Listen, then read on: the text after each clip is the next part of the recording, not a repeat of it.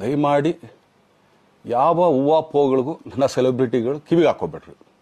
ಈಗ ಮೊನ್ನೆದು ಒಂದು ಇದಿತ್ತು, ಏನೋ ಯಾರೋ ನಿರ್ಮಾಪಕರು ಕೊಟ್ಬಿಟ್ರು, ಹಂಗೆ ಹಿಂಗೆ ಅದು ಇದು ಎಲ್ಲ. ಹೌದು, 101%. ಯಾಕಂದರೆ ಸೂರಪ್ಪ ಬೊಬ್ಬ ಅವ್ರಿಗೆ ಆ್ಯಕ್ಚುಲಿ ವಾಪಸ್ ಕೊಟ್ಟಿದ್ದೆ. ಏನಕ್ಕೆ ಅಂತಂದರೆ, ಸೂರಪ್ಪ ಬೊಬ್ಬ ಅವ್ರು ಆ್ಯಕ್ಚುಲಿ ಏನಾದರೂ ಸಿನಿಮಾ ಮಾಡೋಕ್ಕೆ ಬಂದಾಗ ಅವ್ರದ್ದು ತುಂಬ ಕಮಿಟ್ಮೆಂಟ್ಸ್ ಏನೋ ಇತ್ತು ಪಾಪ.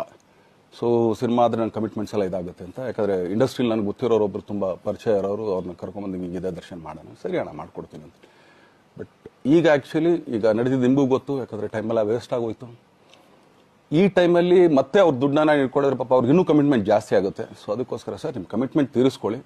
ಸೊ ಮುಂದಕ್ಕೆ ಒಂದು ಒಳ್ಳೆ ಸಬ್ಜೆಕ್ಟ್ ಸಿಗ್ದಾಗ ಖಂಡಿತ ಮಾಡೋಣ ಅಂತ ಅಷ್ಟೇ. ಆಮೇಲೆ ನಾನು ಪ್ರೇಮ್ ಖಂಡಿತ ಸಿನಿಮಾ ಮಾಡೇ ಮಾಡ್ತೀವಿ.